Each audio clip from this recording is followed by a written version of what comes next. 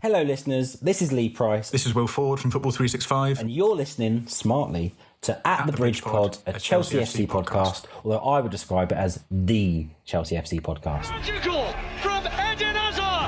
Kai Havertz in the Champions League final. Ivanovic! In the middle, it's just behind him. But it's tapped in by Higgins here. Matic with the ball driver. Matic takes the net off. Hat-trick hero.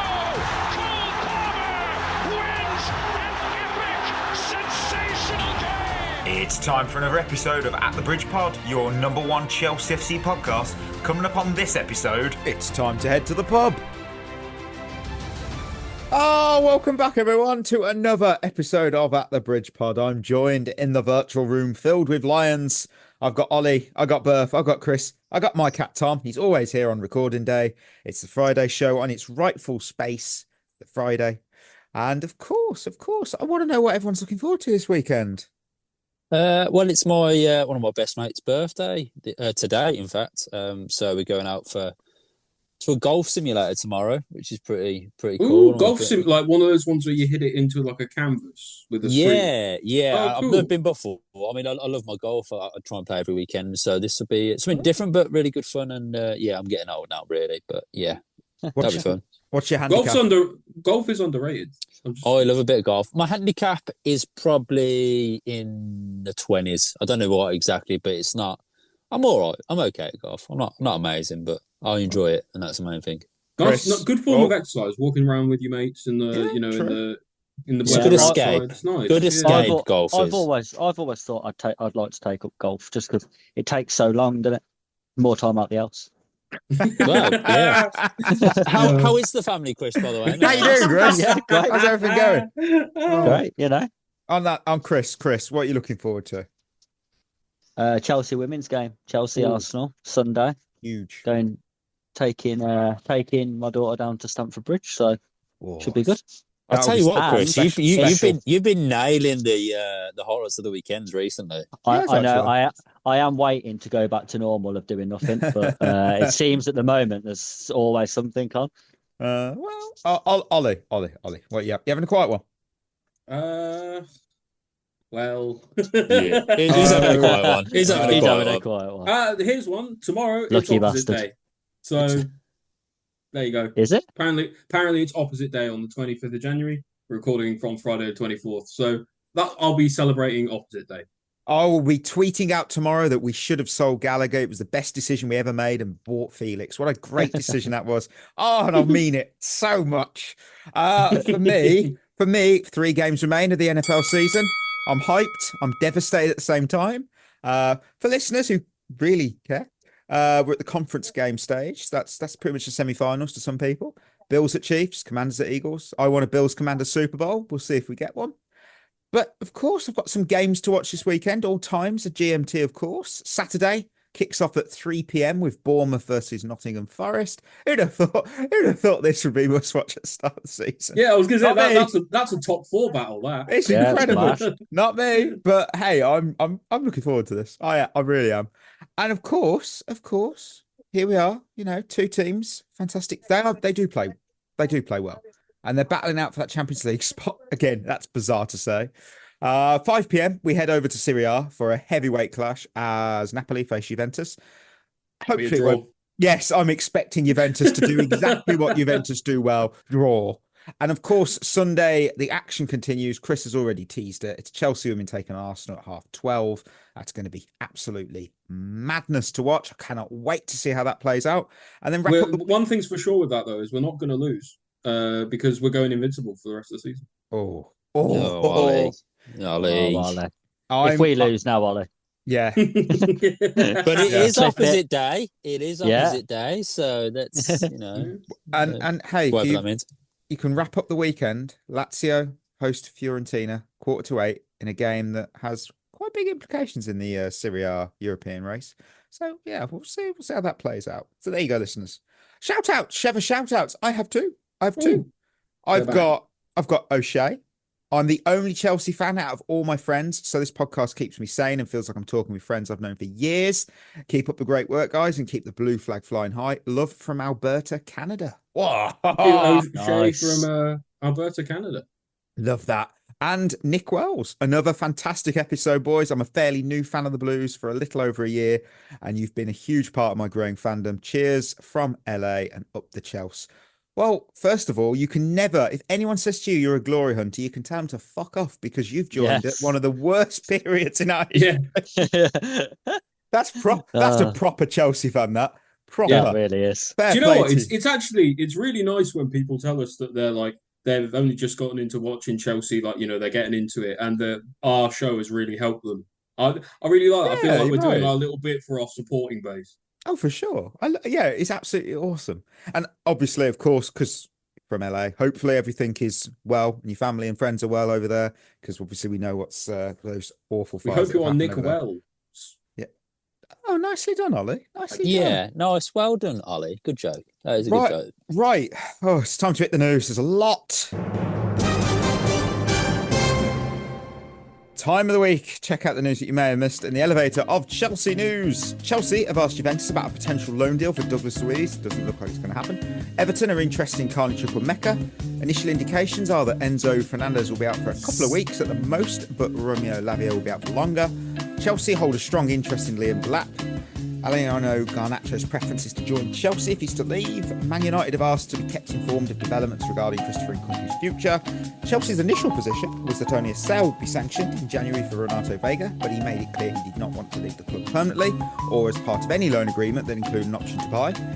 Renato Veiga still believes Chelsea is where his long-term future ultimately lies. And finally, this is bloody brilliant, finally, Manchester United players were stopped from ever visiting the Glazer-owned NFL team, the Tampa Bay Buccaneers, over fears of a mutiny. That's ironic because, they're pirate ship. But Buccaneers, yeah. Gets better. You want to know why? It was believed if players from Man United saw the training facilities in Tampa, they would then rebel due to their own relatively poor facilities. I could believe it. It's just in my head. I've just got this image of Marcus Rashford going to Tampa Bay and then just seeing they've got like cryotherapy chambers and he's there going, we're still using ice packs on our knees. Why the fuck are we doing that? I could just We've imagine got wet paper towels. Oh, I love it. Man United, how shitty are they? They still run shit. It's hilarious. Oh my word. Well, I mean, where do we go with news? There's so much. On Enzo Fernandez, I actually heard that he was going to be fit to play against Man City this weekend. So I don't know. I don't know what's happening. I know it said about him being out for a couple of weeks, but then I heard today that maybe that's not the case. So, I mean, that'd be great. Yeah, because we need him. We do need him. Well, yes. Otherwise we've got Dewsbury Hall in midfield with Caicedo, which is just going to be a disaster, isn't it? Man City are going to get. I mean, Man City cashing their Chelsea ticket there to get 3 points. Unless you play a bit of a risk and play Reece James in midfield and play Gusto at right back. He won't do that. He's not going to do that. I don't think he should either. I'm not sure he should.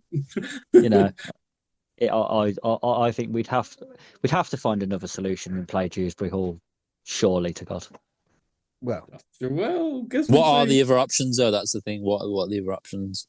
Sam Raksaki.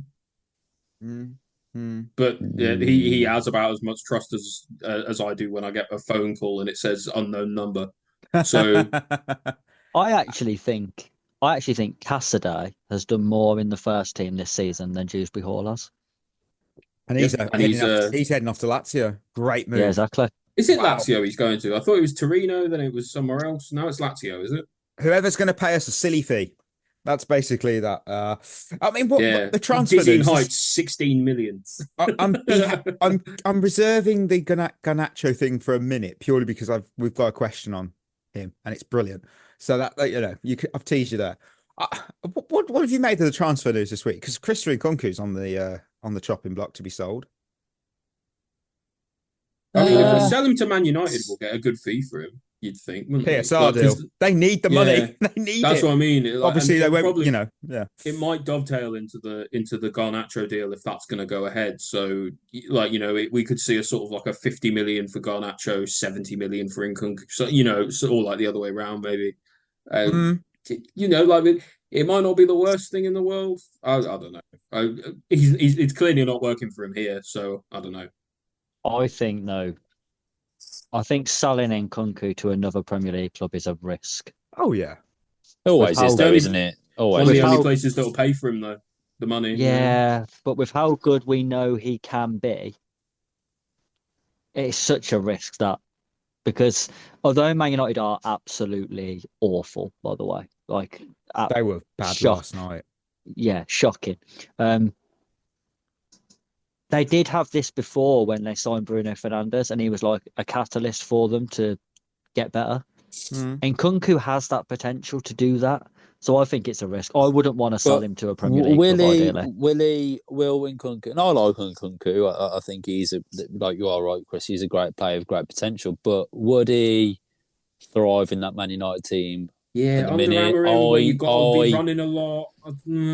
I don't think he would flourish in that team. I don't think many players would, don't get me wrong, but I just don't think he'd immediately make them better. And I don't think it'd be if he was to sell him to someone like an Arsenal or a Man City or even a Spurs, I think it'd actually be a bit of a risk selling him to them. Man U, I don't think he would fit in there. I don't think he'd do great. Yeah, I think he'd do all right with Spurs. He'd be playing his more favoured position though, wouldn't he? Which is what is that? Because I still don't know. As a number 10, or that inside sort forward of like, kind of play. Yeah, inside forward, because that's what they play. Amorim plays that system. He plays with two of them, doesn't he? So yeah, I think Nkunku would be good in there. I just think, to be fair to Amorim, he's doing really well at the minute with that formation. So doesn't it? But then the other thing is, doesn't Amorim require a lot of running in his system? So, and we know that Nkunku's not the biggest press monster. So, I don't know. Does it fit? Yeah, but if you watch Man United at the moment, they don't press at all. No. That's probably this is what I mean. No, this is what I mean. I said they're the worst Man United side ever. Imagine your manager saying that about you. Like I understand what you're saying, Berth, and it's unlikely that he would go there and turn their entire season around because the rest of their team is so awful. But the chance isn't zero. What? Yeah, why take the risk? Of course. Yeah, of course. I see what you're saying, but all due respect, at the minute, they're not actually a rival of ours. No, they're 10 points off the bottom three. So, I mean, whilst he could do well there this season, it's really probably going to affect us. How many points are they away from us? Just in. Hang on a minute. I will pull up the league table. We're on 40. They're on 26, so 14. They're not making that up. That's a lot of points. They're not. That is a lot of points, yeah. But it's quite a condensed table, isn't it? When you look at it, really, it's not. To be honest, if it gets under 10, that is quite poor from us. Yeah. Yeah. Right.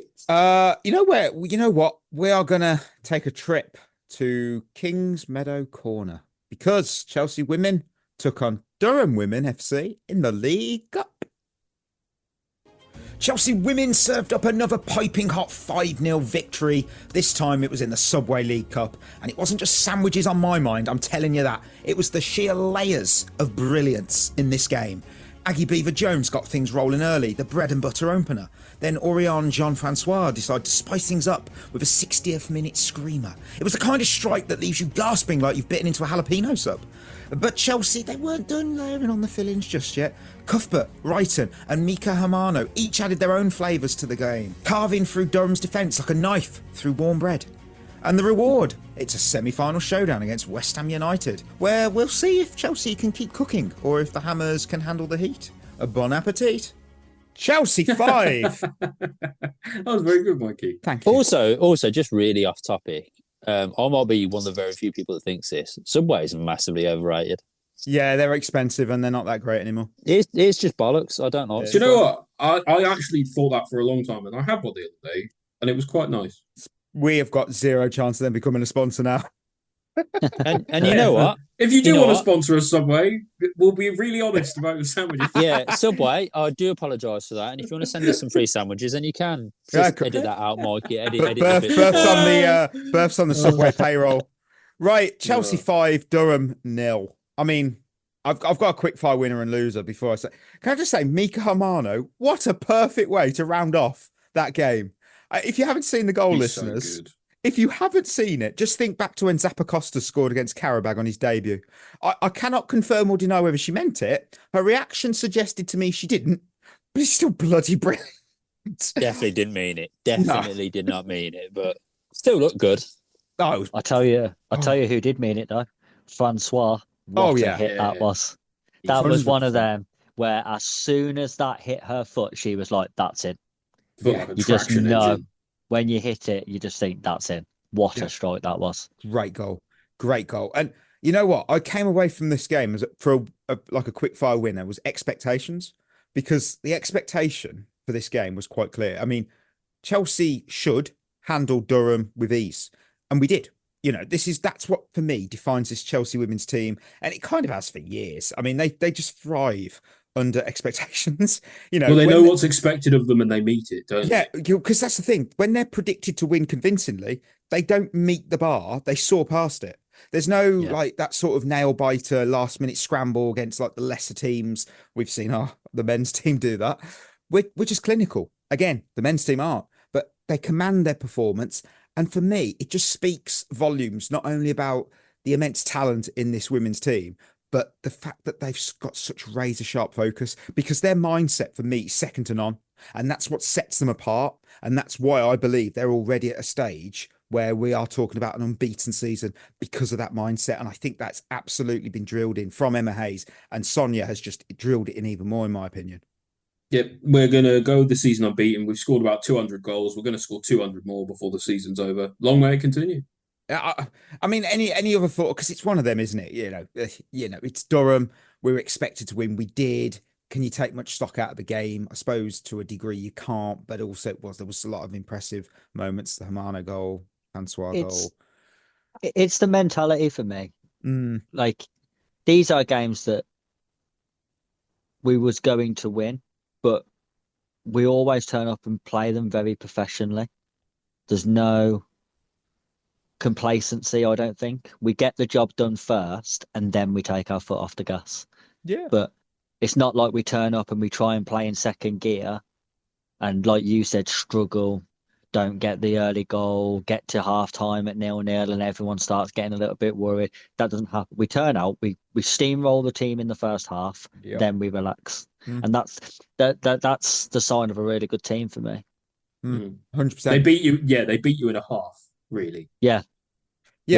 I mean, well, we did. I mean, see, I think I did try and find a loser, and I feel it's a harsh one, but it's kind of true. It's Kiara Keaton in Manchester City, because she's had it rough lately. She made that bad error. You know, exactly. And I'm talking about when you look at it from as a whole competition, the League Cup in the other semi-final. You know, not semi-final, quarter-final. She obviously claimed the Golden Glove last season for City, but this year she's just been a shadow of her usual confident self. And you mentioned it, the weekend game against Man United, she just unravelled. So many costly blunders, so out of character. And then this League Cup semi-final, she picks up an injury. It's absolute horrible week for her. The misery compiler, isn't it, in terms of the confidence? And I'm really hoping Man City beat Arsenal in that semi-final, though. Well, they host Man City, and we obviously play West Ham. So we've just played West Ham and beat them. So it doesn't matter. We're going to win that cup as well. We're going to win it all. I think the WSL after this weekend is going to be one way or the other. Obviously, we can't win it in the weekend, but we can put a hand on that trophy. And if you beat Arsenal, who are second, I'm telling you, we win the weekend, the title is done. I believe, and so. I think because I also think mentally Arsenal will accept that as well. That'd and I could lovely, see them then dropping more points. Yeah, it'd be lovely if they just accepted their fate and went, oh, you know what, we've had a good run. Let's run for second. But yeah, happy with that. Right. Moving on to, we're going to welcome every listener. We're welcoming you to a brand new segment, which, you know what? It was born from the minds of the excellent trio that is here. It's Ollie, Berth, and Chris. Nothing to do with me this week. And honestly, it's brilliant. Absolutely brilliant. And you're going to love it. I'm setting the expectations high because I know this is going to be good. So today, for the first time, we're heading down to the Dog and Pheasant. So just picture this. Picture this. It's a quiet evening at your local pub or sports bar if you want to go sports bar. We're all gathered around the table, drinks in hand, talking football. Wait, just meant to be casual, bit messy, absolutely loaded with opinions, and that's kind of what the guys sort of dreamt up, and it's brilliant. How it will work is we're just going to bring a topic to the table. We felt it's not big enough for a full episode, but it's been rattling around in our heads, and we need to get it off our chests. So, because we're at the Dog and Pheasant, we're going to try to order each topic like it's a drink. So, if I wanted to chat about Garnacho's rumours, I'd say I'll have a Garnacho IPA. Why not? Let's go with that. If only this segment existed when I did the Dewsbury Hall Scout report. If only. So, tonight, we've got a few things on our mind. We've got a few things on the mind. So, what's on the menu? I'm going to go, I'm going to go to Birth. Birth, what's on your mind? So this one's just more of a generic football question, but it's always one that comes up. What defines world class for you boys? Oh, that's a really good question. They have to be top two in their position. Oh, top top two. I think when you're looking at someone, I kind of get that, Marky, but I'd say top two. You look at someone like right back. When you got like the likes of just so many, especially for England, so many world-class right-backs. I think that's hard to say top two in that position.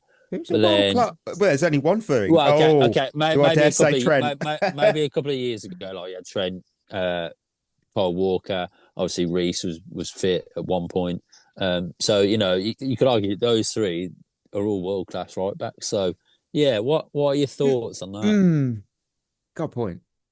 I'd say...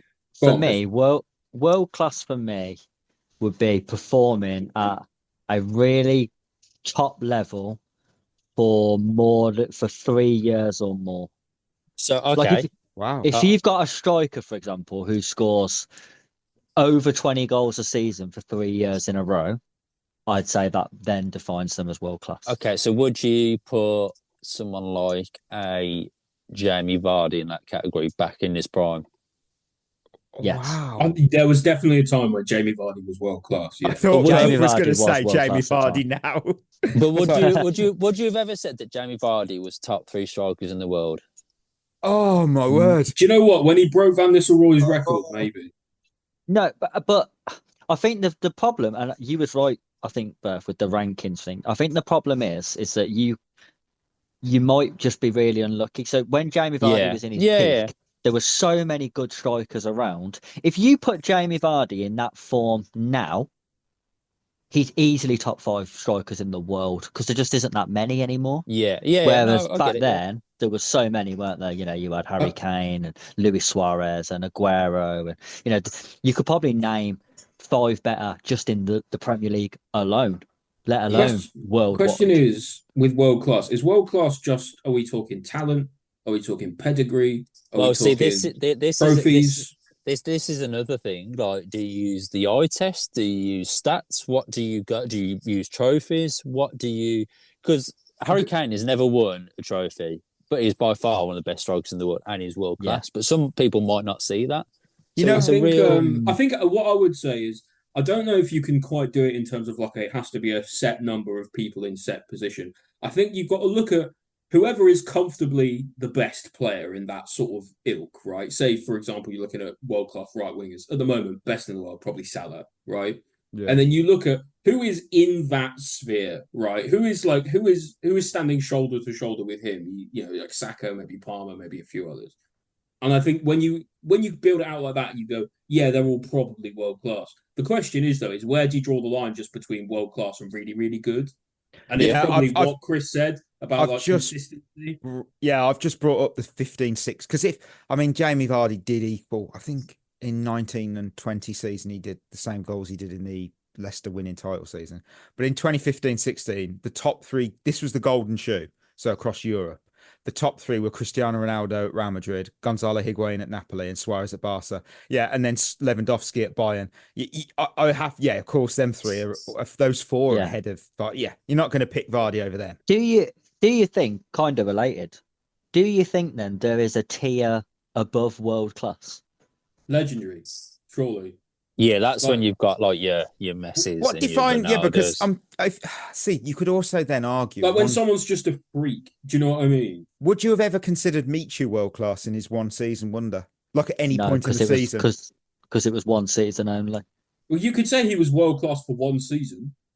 At the time. Well, It's a real interesting debate, and I don't think there's really a right or wrong answer on it. It's just interesting to talk about and get everyone's opinions on it.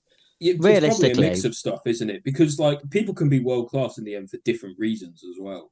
Like someone can have a world class mentality and win a shit ton of trophies, or someone can be like world class in their ability but not really win any. Yeah, go on, Chris. I suppose at the end of the day, you probably can't tell whether a player was world class until their career's over. That's actually that feels like the correct answer. That does feel like the correct answer. Right. Look, I'm in the mood. I'm in the mood for a non-alcoholic drink. So I'm gonna order a Chelsea midfield zero. It's got 0 sugar, it's got 0 calories, and 0 squad depth. I'm gonna walk you through. I'm gonna walk you through our current midfield options. We teased it earlier, didn't we? In the little bit of news, we got Moise Caicedo. That's good. We got Enzo Fernandez. We got Romeo Lavia, Cesare Casadei still on the books. Kieran Dewsbury Hall, Kyle Chukwuemeka. Now, realistically, Caicedo and Enzo are the only 2 reliable, top quality players in that group. Lavia is never fit and probably will be moved on in the summer. I wouldn't be shocked. Dewsbury Hall's pointless. And the rest are either for sale or not good enough.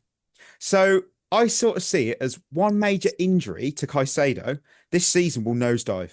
And I'm talking about right now, because sure, you got obviously Andre Santos and Leslie Ogachukwu. They could return in the summer because they're not coming back in January. That's been ruled out. Clear Lake talked big.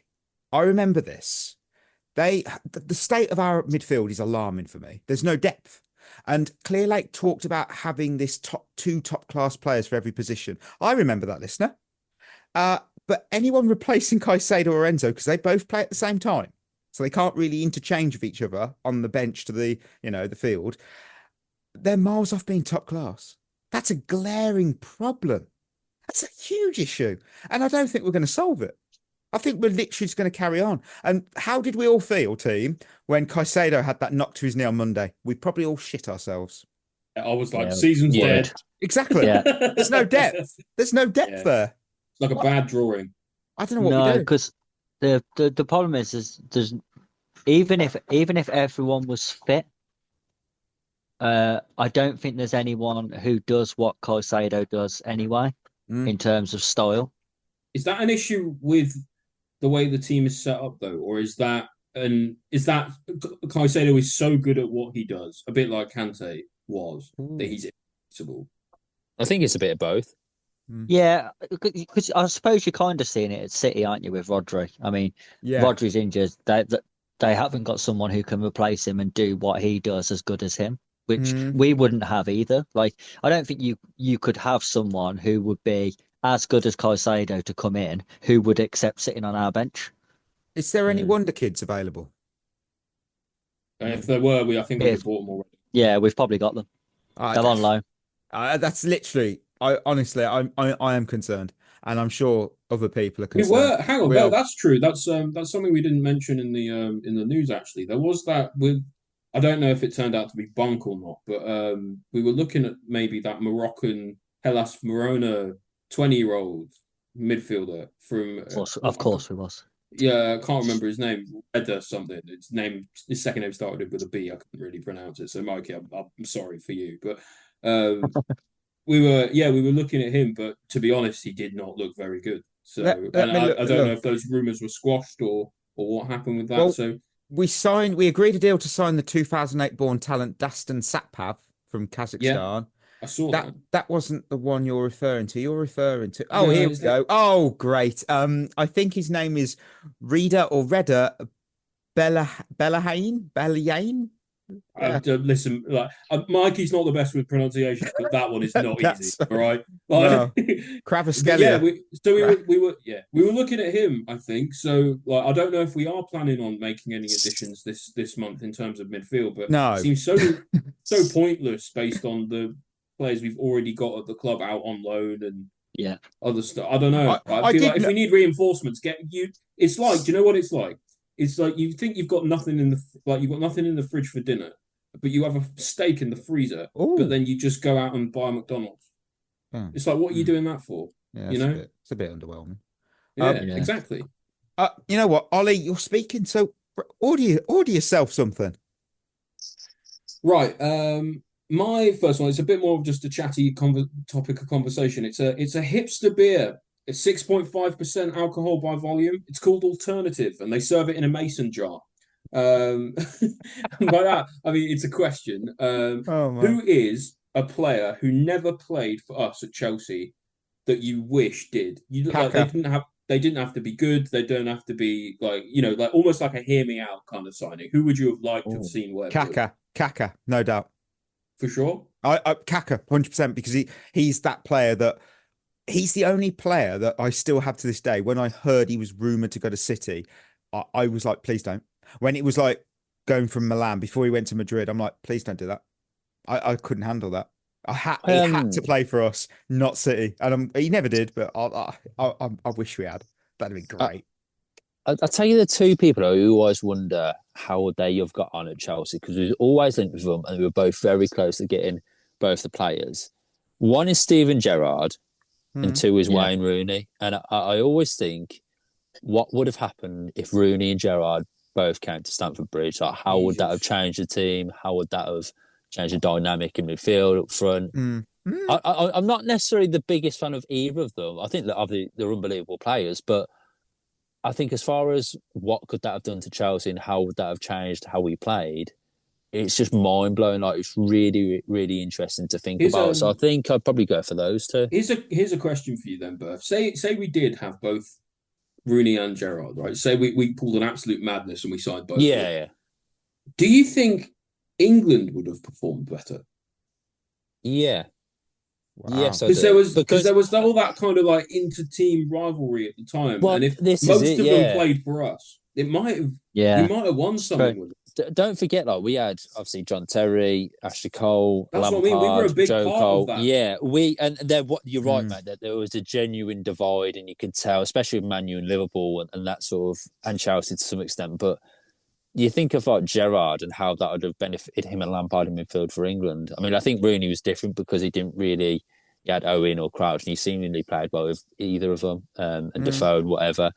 But Gerrard and Lampard, actually watching them at club level and seeing that chemistry, that might have genuinely changed England. And you don't know, obviously, but they could have genuinely won something with England, or if they'd managed to actually play together at club level. But it's hearsay. You just don't know, do you, really? I feel so bad because when you said players we were always linked with, all I kept thinking was, he's going to say Hulk. He's going to say Hulk. I mean, he's still playing. I would still take him. I would take him tomorrow. If he wants to turn up and he only wants to play 30 minutes a game, doesn't want to press, doesn't want to track back, I don't care. Stick him on a free kick. Stick him on a free kick. He is amazing. His legs are huge. Chris, oh, my word. Who would you go with? Interestingly, although we was linked with him and a lot of people was against the move, I still would have liked to have seen how Cristiano Ronaldo would have turned out.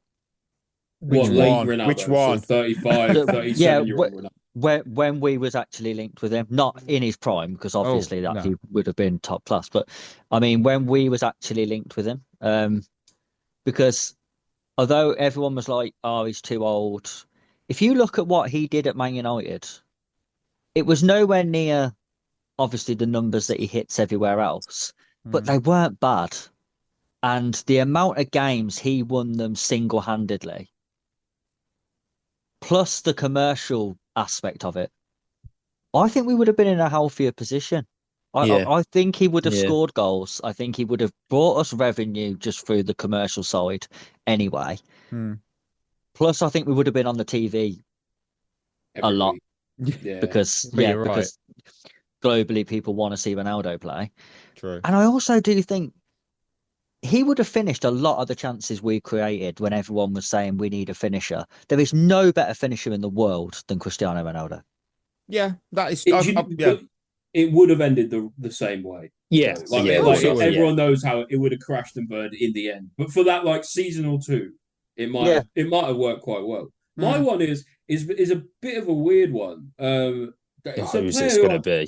who I've always wanted to. We were linked with him quite a lot back in the day, and I always wanted to see him play for Chelsea because it's just you can't deny his talent. Paul Pogba.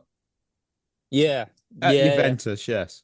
Yeah, Juve Paul Yeah, Pogba. I can't Back disagree. in 2017, before there was that summer when it was us and Man United going for it, and it looked like for a long time it could have gone either way. Eventually he chose wrong, but it's just interesting to think about like what would have happened if he did end up at us, because he was a supremely talented kid back in the day, and I think we could have given him the platform with Hazard and everything else to really Imagine if we'd signed him as well when we had Conte. So when Fabregas left, lovely. you had Conte in charge. Yeah, man. Pogba and Kante in midfield. I think you would have seen the best of Paul Pogba there. 100%. because 100%. Pogba loved playing with Kante for France. Yeah, he did, and he liked Conte as well, didn't he? Yeah. 100%. So, interesting one. I think it would have gone quite well. I think that beer's gone down pretty smooth. Lovely drink. Ding, ding, ding. Chris. Well, if I was going to order a drink that went along with this topic, I'd order a fruit shoot. Because it's about young players, which we have loads of. I like that. So the question is, if you sign a load of young players with potential, is it a guarantee that some of them are going to fulfill that potential? Oh, well, no. Is it a guarantee? No. I think the more you sign, in theory, like the greater the chance is, just by sheer numbers, right? Yeah, okay. And also, do you think any of our young players, and I use that term loosely because we'll bring up later how many young players I think we have. Of our young players, how many of our young players do you think actually will go on and become world class? Define young. Define world class. Yeah, where will we? We did touch on this earlier. Okay, so how many of our players who are, depends what you define as young, really. Yeah. How many of our young players do you think who people say now will have potential to be title winners? I would put Cole Palmer, Caicedo, Jorgensen. No, I wouldn't put Jorgensen in there. I'd put. You know what? I'll put in one of the kids. I'll put in Esteval. He has the potential there. We have nothing. I would say end product Esteval. in the. He's got potential there. I would personally put Colwell up there. I know. Oh, what a shout! Yeah. Maybe Achiampong. I would actually. This might be controversial. I'll probably put Gusto in there because I think he would fit in at Man City. I think he'd definitely not under Maresca. All right. So are we saying sort of 7-8 players, maybe? 7? I wouldn't say 7-8. I'd say 5. So 5-6 and Santos. Yeah. I'm going Santos because he's shown leadership as well. I mean, there's a lot of these players that are pretty good. Okay, so here's the interesting thing that I've found out. If you look at the top players of the sort of last decade-ish, they was all playing top level football, and I mean performing. I've took their first season where they was actually really good and made most appearances in the league. The oldest one on here was doing it at 23, which is Kevin De Bruyne. Yeah. Oh, wow. Okay. Everyone else. So Messi, 19. Ronaldo, 18. Modric, 20. Mbappe, 18. Iniesta, 20. Xavi, 18. Toni Kroos, 19. Sergio Ramos was 18, and he moved to Real Madrid at 19 and played every game in La Liga for them that season. Karim Benzema, 20. Sergio Busquets, 20. Lewandowski, 23. Neymar, 21 when he went to Barca, but had played senior football in Brazil from 16. Ian Robben, 18. Mohamed Salah, 20 when he debuted. 22 when he had his first breakout season at Roma. Aguero, 19. Hazard, 17. I think the thing is though with that, I think those are literally. We were talking about like that world class to legendary status. I think a lot of them are above world class. but that's what people think these players are going to be. But that's just ridiculous. If you But I get what Chris is saying though. Is he said? I do. think Yeah. Part of what he's saying is that the players who are going to be these absolute killer world beaters by 23, they are already. Yes. So that's fair. when you look at that, right, by the time they're 21, aside the couple of exceptions who was 23, by the time they're 21, they've had a breakout season at a good club in a good league. The only players we have who fall below that bracket is Archie Ampong and Tyreek George and Mark Gue. That's it. Everyone else is already over that bracket. Gusto's 21, Colwell's 21, Lavia's 21, Palmer's 22, but I would say has had his breakout season. Yeah, he had his last season. Yeah, he's doing it already. Everyone else is 23, 24, 25. These are not young players. These are not young players who everyone's saying has the potential to be world class. If they was going to be world class, they would have done it already. No, I disagree with that. And I do disagree with that. I can see Chris's point with the age thing, because I'm thinking of players that were like you would consider world class that didn't become world class to like they were later in. Jamie Vardy's in there, hilariously. What about Harry Kane? When did he have a breakout season? Oh, that was a while. He was young. 2011 was it at Tottenham? Like that. Yeah. No, it's a bit later than that. 2013, something like that. It was around then. I don't know. I just think that. Yeah, but again, so you're thinking of two players. Well, we've Luca named Toni. two players. Yeah, Zlatan. But we have got a young team, though. They are young players and they still have time to develop. It's not like you peak at 21. You still have time to grow after you're this. Like, you can still become a great player after that age. Yeah, but we only have 4 players who are age 21. And one of them is Carney Chukwuemeka. So we've actually only got 3. Yeah. So it's effectively what you're saying, Chris, is a lot of people are saying that the world-class players...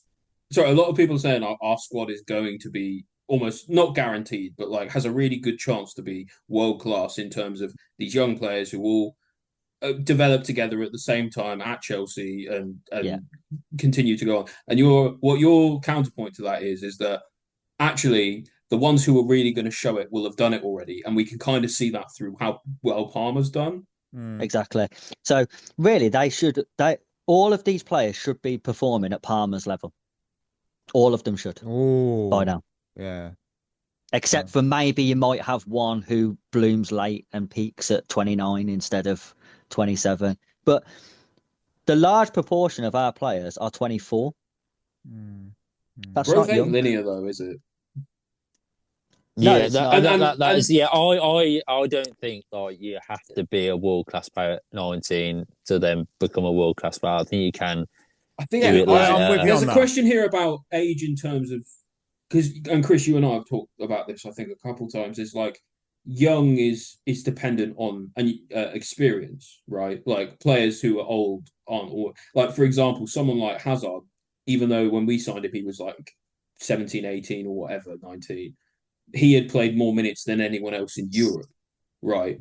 Like, so there's a question about minutes here. Like, for example, like we signed Mudryk, who is now obviously out in the wind. But when we signed him, he had played the minutes of like an 18-year-old.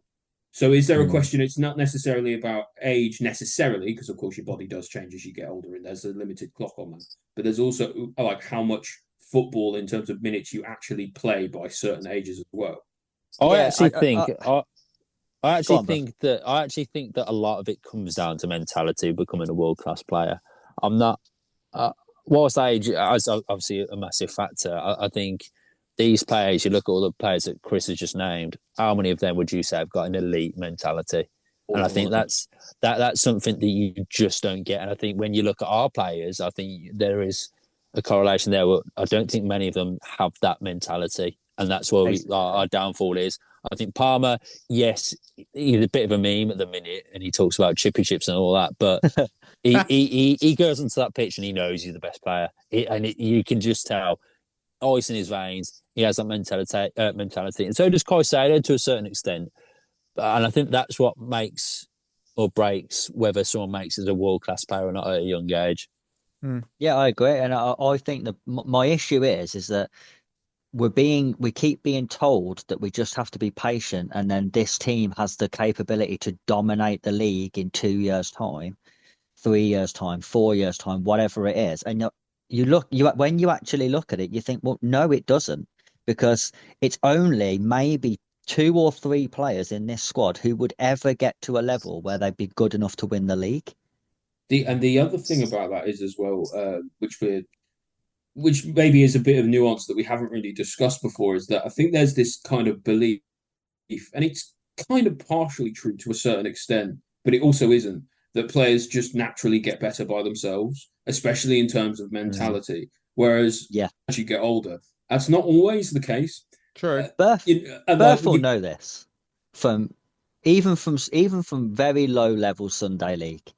Sometimes when you get younger lads come in who have just come from, kids football, 16, 17, 18, whatever, it's the older players who guide those players through. Yeah, 100%. That's what I was saying. You need even if they're someone to talented, help shape them, Yeah, even if they're talented, they don't understand the game well enough. So they need older players. I always look at it, right, and I think the way we're going about it with our squad building is it's like we've opened a school, but then we've let the kids run it. I was so going to say that. That is so true. You literally, honestly, you don't send your kids to school to be taught by kids. No, they'd be taught. They're taught by adults. Yeah, who know what they're talking about. 100%.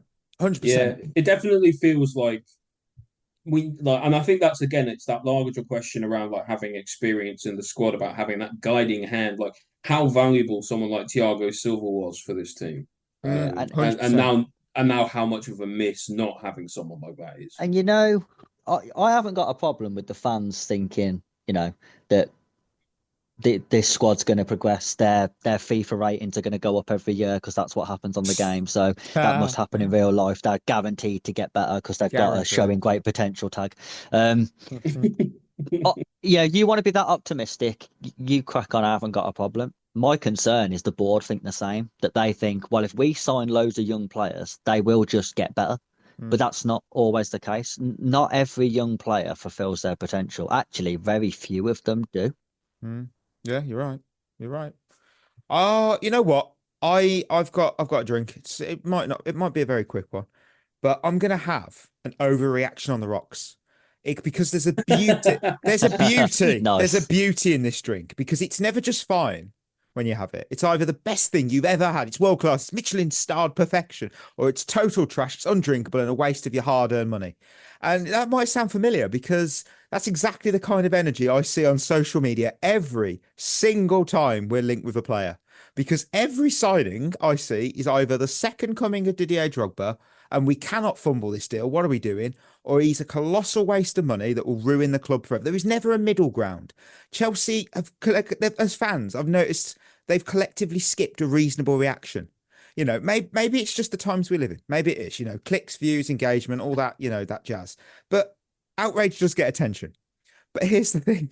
Not every signing has to be labelled a future Ballon d'Or winner or an epic flop before they've even stepped foot on the pitch. Because, so true.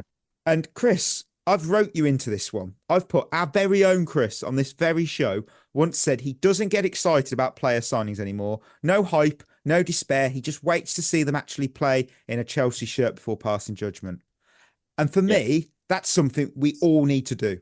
Maybe skip the overreaction on the rocks, listener. I'm not saying you overreact. I'm not saying it. You know exactly the accounts I'm referring to. And just grab a calm down colada instead. Trust me. If you wanted to say social media summed up with transfers, it was when we've signed that Kazakhstanian defender or whatever. I jumped on that and had some fun. I did the Conor McGregor gif, who the fuck is that guy?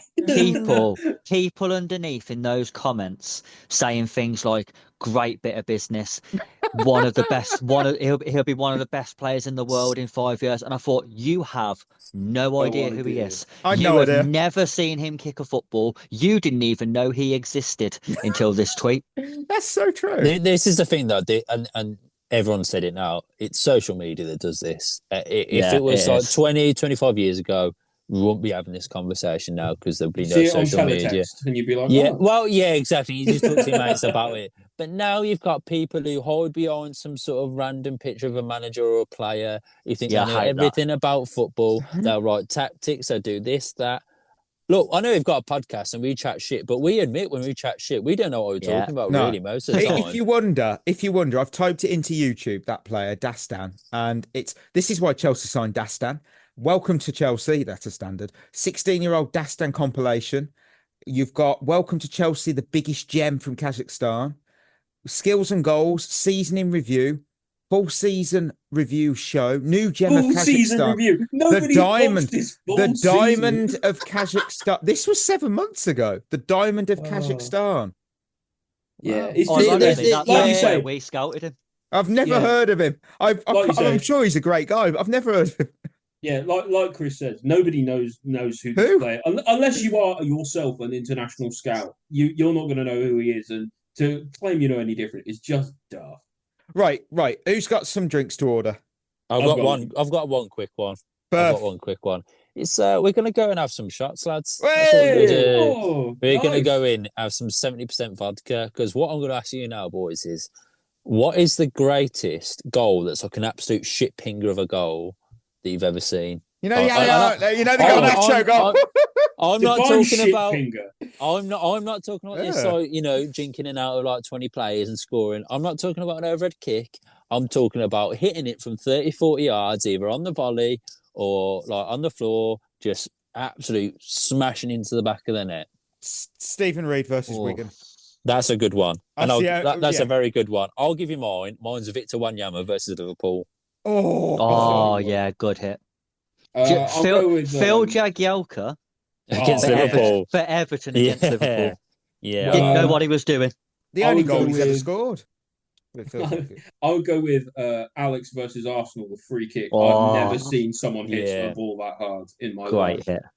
Oh, lovely. The other one I was thinking of, just got Chelsea on the brain, obviously, but it's Matic versus Spurs. Matic with the pile driver. Matic takes the net off. Yeah. Michael Essien against Arsenal. John Arne Riis's free kick against Man U was pretty good as well. Me against us. That was a pretty big one. Yeah. Right. Ollie, what's your final drink? Well, lads, we're finishing up with a cocktail. The cocktail's name is Financial Incompetence, and here's how you make it. I don't like this. It's made of 6 shots of the cheapest gin you can find, a splash of tears, a sprinkling of regret, and it's served at room temperature in a pint glass with a hair in it. Do I have to pay for this? I don't like this. Unfortunately, yeah, and it's like 15 quid, right? What? Because I was thinking about what to bring to the topics today, and I was thinking about a lot of the business we've done, especially around the sporting directors since they've come in, and I decided to go on Transfermarkt and find some numbers, do my research, and write some stuff down. So I wrote down every single player that since the sporting directors came in, which is the January window of 23-24 or 22-23, I can't remember, but I got it right.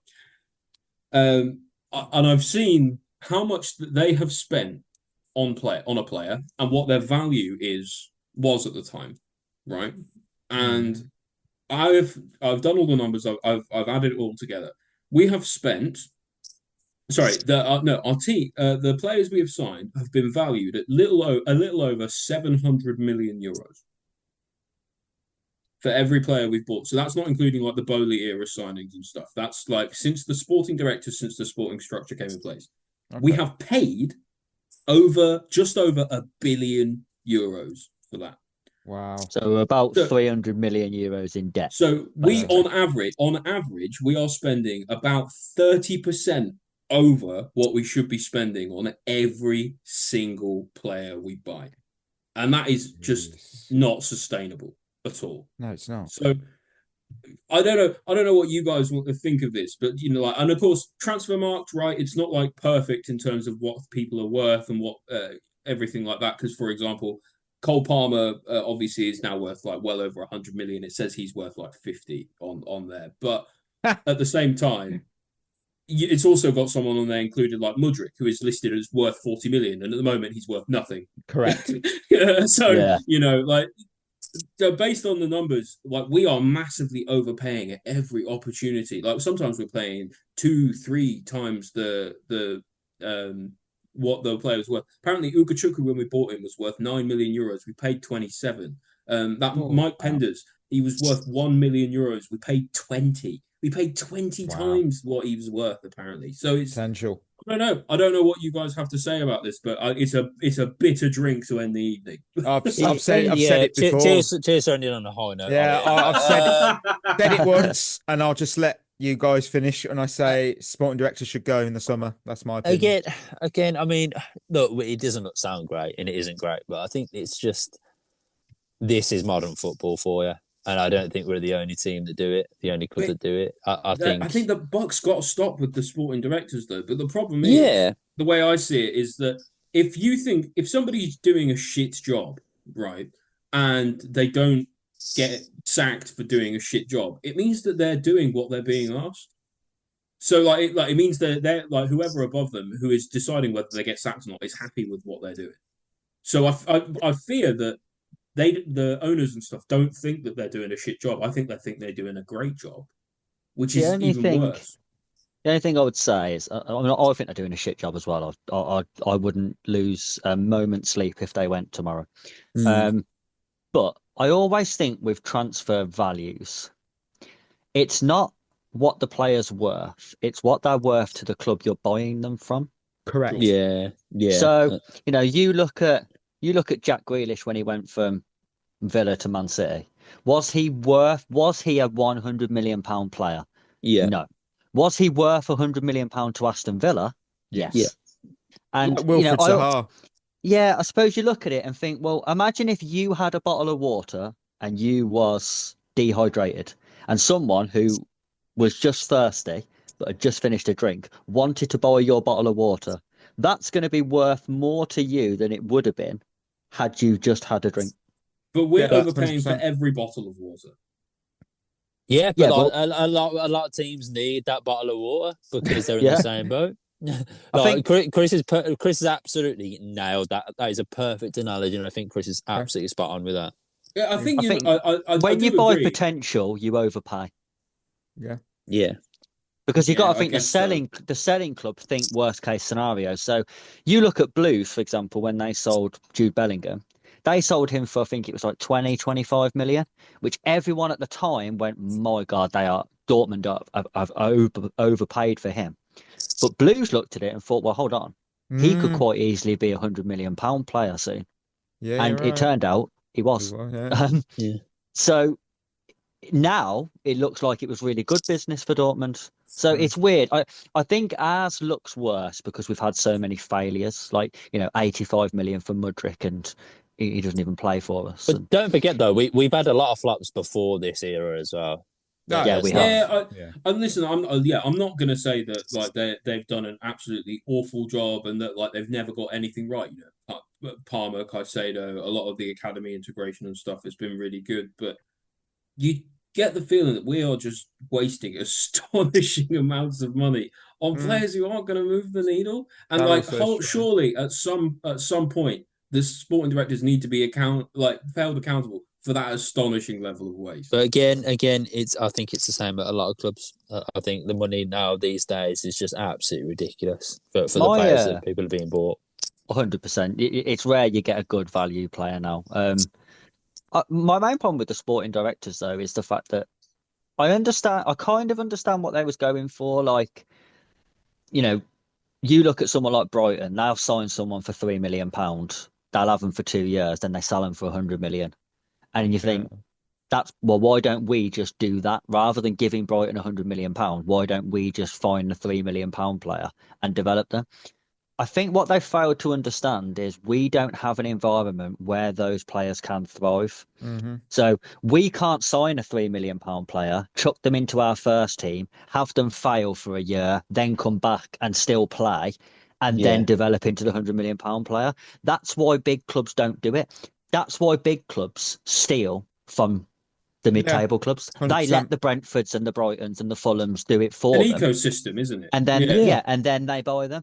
We're trying to operate like a club who should win the league, but behind With the a Brighton scenes strategy, yeah. with a Brighton strategy which doesn't work. And I think that's where they've really dropped the ball.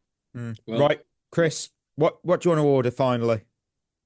End on a positive, Chris, please. Well, it's an interesting one. I can't think of a drink to go with it. I suppose what do billionaires drink? Wine. Champagne. Wine. Pims. Pims. Yeah, Pims. A Bloody Pims hell. cup. If you was to take over Chelsea tomorrow, what would be the first few things you would do to try and get us back winning? Sack the sporting directors. What? That would be step one. Yeah, sack the sporting directors for a start. Drop Sanchez. I'd interfere straight away. I would. Yeah. Do you know? I would hire Badad Bali to come and stand in the middle of the pitch and invite and sell tickets to people to throw tomatoes at him. Oh wow! And that would fund my first signing. I'm already being ousted in this protest because I'm interfering too much. Sanchez is not playable. You can't do that. Nope, not do this. Sack the sporting director. Like, this guy's crazy. Genuinely though, the first thing I think I would do is I think I would buy a world class spine. I think you buy a world class spine. And you'd overpay for it. You'd spend like maybe 500 million on like 4 players, and just like goalie, striker, centre mid, centre back, and then everything else you can fill in with young players in the academy. I'll stray away from like the players and that. I would just make Stamford Bridge a better atmosphere, and by doing that, I would lower ticket prices and just make it more man of the people. I would easier to get to, and just put a cap on ticket prices, I think, and make like sort of food inside cheaper and stuff like that. Probably lose loads of money doing it, but you know what? Football is for the people, so yeah. I like it. I like it. Right, there we go. We're going to leave the pub for a bit. I enjoyed that. Yeah, I enjoyed it. We'll do another one of those one day. World class from you guys. That honestly, that was nothing to do with me. But how do you define it, Mikey? Is that top 5 pods we've ever done? I think that will be top 3 pods we've ever done. I believe it will be. So it means we're also going to hit. Now we're going to hit line of the week because we've got a game this weekend. We're going to Manchester to take on Manchester City in that Premier League game.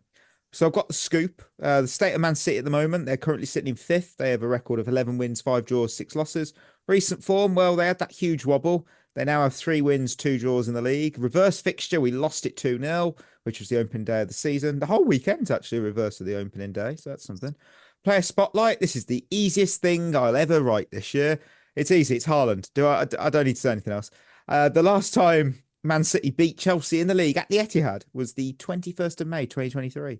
It wouldn't be a preview without me telling you what was the UK #1 hit when this last happened. And it was Miracle by Calvin Harris and Ellie Goulding. And that's something Chelsea are probably going to need if they want to get anything out of this game. Who actually listens to Ellie Goulding? I do. I love Ellie. Ellie Goulding's amazing. One of my favourite artists. One of my favourite artists. I don't. So, well, yeah, I'm not a fan. Chris. Mate, if you are listening though, Ellie, we'd love for you to sponsor the podcast as well. My mate went to college with her. There's a fun fact. But wow. I listened to Ellie Goulding, Taylor Swift. I'll admit that. I still don't want the Chiefs to win the Super Bowl though. Right, the stage set. The stage is set. Line of the week predictions. I'm going early. I want to go early. Who's going to go Reece James. I'll go for. Which is it's always a big name to ask after that question. Good shout though. I like it. I'm gonna double down, and I'm gonna back someone who's in dog shit form. Oh god, Nicholas Jackson. I thought he was gonna go Rob Sanchez, but I am gonna go Rob Sanchez. Fuck off. Yep. Get out. I think we're gonna have a really difficult game. We are. Yeah. I don't know though. Man City. I mean, they fell apart against PSG the other night. Yeah, I know, but we probably play more like Ipswich than PSG at the moment. I'm going easy. I'm going Palmer. I think he'll score. I think it's just he seems to be fit. I've got nothing else to say. I think Palmer. Yeah. I'm going to hit the wheel. What's the wheel going to say? By the way, if Sanchez lets me down, I'm never picking him again. He should, Well, I'll be honest, Ollie. Oh, I well. don't think he will do well for you, mate. So the wheel's trying to have some banter. It's Don Lavia. Well, he's not playing. Let's be sensible, Will. Come on. He's out for a few more weeks, I think. I hear Maddie Shields back at the end of February. The wheel Right. is agreeing with Chris. Don Jackson. Yeah. I mean, the last time. Actually, no. Do you know what? no, Ollie, no, Ollie, you can't change your mind. no. You can't change your mind. No, if you No. pick Robert Sanchez, you live by the sword. You Do you know die what? by the sword. No, okay, well, No. no. Well, I No. won't change mine. But can someone pick Trevor Chalobah? Because I feel like he earned it. No. We can pick Trevor Chalobah yeah. next game. Yeah, Ollie. exactly. Yeah. All right, I think I'll have to because Sanchez is going to let me down, isn't he? Yes, he is. Yeah. Quaresma's. You know what? I'm going to do this. Quaresma's questions, but I'm going to put my own in. Very quick one. What did you saying about Sanchez? What did you make of those very interesting comments today? Hat me off. It pissed Yeah, a lot I of people off, pissed me off, and then Twitter sort of split. I just don't think saying about your other players' weaknesses is a smart move. I do also you know thought, though, I just thought it was really stupid because comparing him making a mistake for a goal to Caicedo giving away a pass is ridiculous. absolutely insane. Caicedo is going to play, upwards of 80 to 100 passes a game, most likely. Yeah. He's going to misplace some. Robert Sanchez has one thing to do all game and he gets it wrong. It's not the same. No. Yeah, exactly. And on top of that, you've got to compare him as well to like other players in his position, so goalkeepers. And in terms of goalkeepers, only one more player has made more errors leading to goals. Yeah, exactly. Right, the actual Quaresma's question today. Ben on Twitter asked, and this is so good. I said it on Twitter. So good. He asked, where would you rank Garnacho based on now and potential out of him, Pulisic, Mudryk, Sancho, and Hudson-Odoi? It's one of the best questions we've ever had sent in. Hudson-Odoi is the best one on potential. What a stupid comparison, though. Do I think an average winger is going to become more than an average winger? Hold up! Look. It's a good question. It is a good question. I found Chris has this, just been an absolute knob about it. I'm against Chris on this because on paper this looks easy, and yet I have got 3 paragraphs in front of me that suggest it wasn't easy for me. Go on, Mikey. Run us down. You know what? What did you go with? So I did mine based on the sort of now and then looking to forward. So Mudryk's bottom because of the drugs ban. That it's likely coming. It's likely incoming. That's going to derail his career. Whether it's 8 months, even 2, without the 4 drugs years. ban, he's bottom. He's shit anyway. Well, yeah. Ukraine Bolt, as you said. True. Look, we know how much time out of the game dramatically impacts a player. Look at Tony. He was never the same player. Tonali's done all right. I'll give him credit. I don't know. I thought Tony was pretty good still when he came back. Weren't the same though. The thing, problem is those players actually had working frontal lobes. Well, Yeah. They was good players before the ban. That was the difference. Next, I've got Hudson-Odoi because he's a solid 7 out of 10 player right now, thriving in a different environment that just suits him. He's still only 24, which makes me. I swear he was older. Can I say something quickly on Hudson-Odoi? Yeah. A lot of people are really overrated. A lot of people are saying like every time he does anything at the moment, like people are like, why did we sell him 3 million? And I get it was a low fee, but he scored like 2 goals this season. I think it shows how playing consistently in a lower stakes environment can be beneficial. Yeah, but what I mean is if he was getting those kind of numbers here, like when he was Absolutely. he'd be slaughtered for it. So like 3 goals and 2 assists this season in 20 games he's got. Like, if he'd done that for us, no one would be talking about him. Yeah. No. Exactly. But, it's, I think just worth pointing out. Third, I've got Pulisic because he's in his peak years now at 26. I don't think he's going to get better than he is right now at AC Milan. This is his peak. He's another player thriving in a league and an environment that just suits him well because I felt the Premier League was just too intensive on a speed level for him. The whole notion that the Serie A is less physical, that's just not true. But it is a more defensive and slower league. And I think he just benefits because he's got that pace. And he's one of the special players in that league. That's how I see it with him. Sancho and Garnacho then are left. I found this hard because I found them interchangeable. And this is where I'll probably stir the pot. Based on potential, I'm placing Sancho second.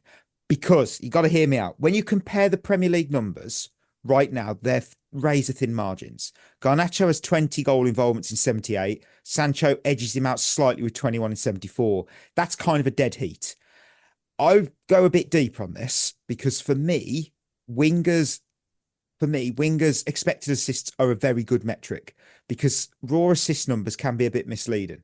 You know, is it a simple layoff? Did you hand the ball to a player like, I don't know, Hazard or Messi or whatever, who then slaloms through an entire defense to score? Looking at them numbers, they're level again.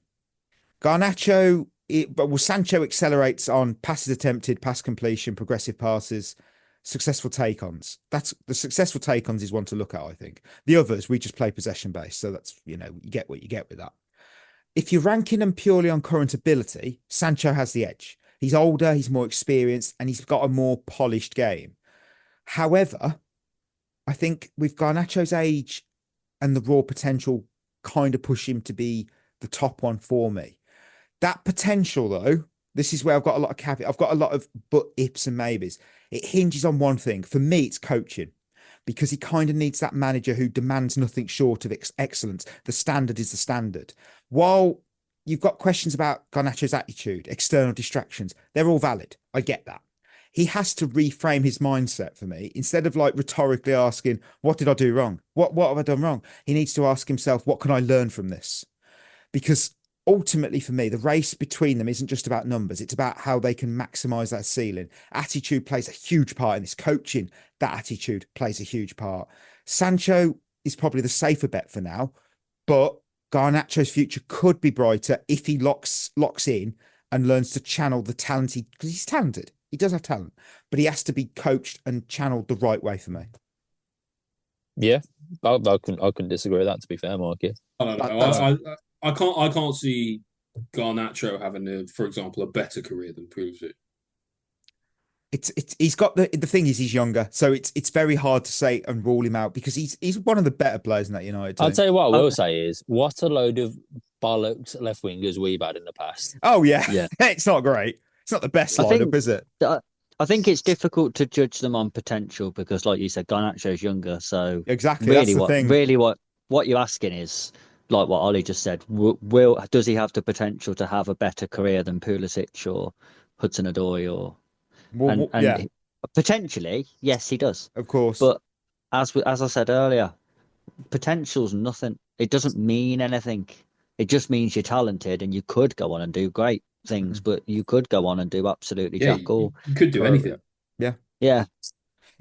I think he's got to have a good. I don't know whether Maresca is right or wrong on this. It's difficult because we don't know how much the board interfere with stuff. A lot of people seem to think that the board interfere a lot. They probably do. But... You know, with Garnacho though, even if you made that list and he was hands down the best one there, and you thought, you know what, he's streets ahead of those other players. Yeah, still doesn't make him good enough. being the best of a shit bunch doesn't make you good. Yeah, just means the rest of them was crap.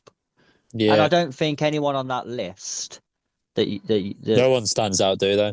No, they're not top class players, are they? That's why they don't play for us anymore. Except for Sancho, who I think is, again, he's an okay player, but he's being massively overrated by some now who seem to think he's the second coming of Jesus. He has been our best ever winger this season, Sancho. He's been better than I thought he was going to be. Not hard though, is it? No, true. Oh, it's time for the game that Chris is the champion of. Because that's what we're wrapping up with. Lone Army Carousel, the game of categories. And the category this week is 3 of the best. He's made them pay, and that completes a wonderful hat trick because 63 hat tricks have been scored in the Premier League during the 2020s, not this season. But how many of those hat trick scorers can you name? Some players have scored multiple, so the list is only 42 names strong. And you know what? We'll go Chris, Ollie, Berth. We'll stick with that format. I probably didn't do that last week, but whatever. Chris, I need you to name me someone from the 2020s that scored a hat-trick. Harry Kane. He is. God, this is a long list. He's not on the list. Oh my God. Harry Kane's not on the list. Harry Kane's not on the list. I'm going to double check this because even I don't believe that. hat-tricks, Premier League. I know he scored a lot of braces. He has 8 hat-tricks in the entire Premier League. I've got to double check it. Oh my God, this could be a generational fumble. I'm going to have to double check. I know this is very early on, but the VAR... If it is wrong, then fair play. But I don't think it's a stupid answer to give. No, it's not. It's definitely not. Well, evidently it is, Chris. Well, I'm trying to find it because I've got to... This is multiple hat-tricks. Harry Well, Kane. yeah, I mean, you're right, I suppose. His last hat-trick was the 26th of December, 2017. Wow. He scored 6 in the Bundesliga. You know what, lads? Really think about your answers now then. Yeah. Wow. Well, Wow, Chris, wow, wow. Ollie, This is tough then. Ollie, you've got a chance now to stay in. Erling Haaland. Erling Haaland is on the list. I'm going to go for... Boring answer.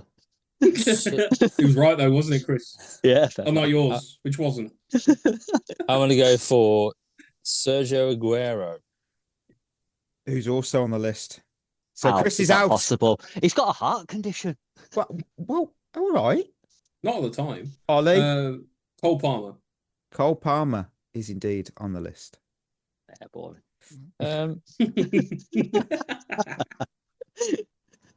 Mo Salah. Mo Salah, of course, he's on it. Boring. Jamie Vardy.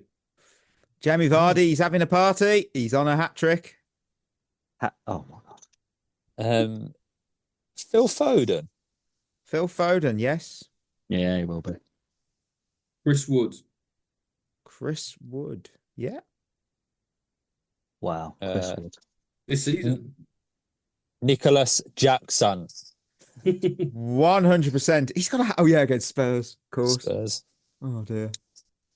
Mason Mount. Mason Mount, yes. Madueke. Yes. Cristiano Ronaldo. Yes. Wow. Recently, Justin Kluivert. Of course. Oh, yeah. Ivan Toney. Yep. Alexander Isak. Yep. Son. Heung-min Son. Yep. Amad Diallo. Again, very recently. Yes. Yeah, Oh, good one. Ollie Watkins. Nice. Yes. Chris Wood. That's been said, hasn't it? It's been said. Oh, no. Can I go again? Oh, I don't think so. I think no. Because I kind of think- did say as soon as I said it. No, that's I been said. think. I think the you can't pull out of the red card tackle, unfortunately. No, No, I- this is it. He's He dived can in go to now, innit? VAR. He can go to VAR, surely. No, He's I dived did in. say. I'll be Oh, VAR. oh, Yeah, Chris, you be VAR. Ollie. No goal. Oh, good. Yeah, it's no, we can't have that. You could have had. You Chris, have can you that. name me any player? What, who hasn't been said? Yeah. Dominic Solanke. Yeah, he's he on there. must have got. So you could have had Anthony Martial. Don't remember that. Bruno Fernandes, Dominic Calvert-Lewin, Eddie Nketiah, Elijah Adebayo, Evan Ferguson, Ferran Torres, Gabriel Jesus, Gareth Bale, Jack Harrison, Jared Bowen, Mateta, Josh King, Iheanacho, De Bruyne, Kevin Shard, Trossard, Mateus Cunha, Michael Antonio, Patrick Bamford, Aubameyang, Sterling, Mahrez, and Firmino. Am I off the mark then for this season? Oh, you've got 2 in a row now. You won last week. nice. How you casually forgot. I take back what I said about Harry Kane. He's not world class. He's shit. He's, Hasn't scored a hat trick in a decade. he scored 6 though in the Bundesliga, but maybe he's Nah, I better don't care. Farmers League.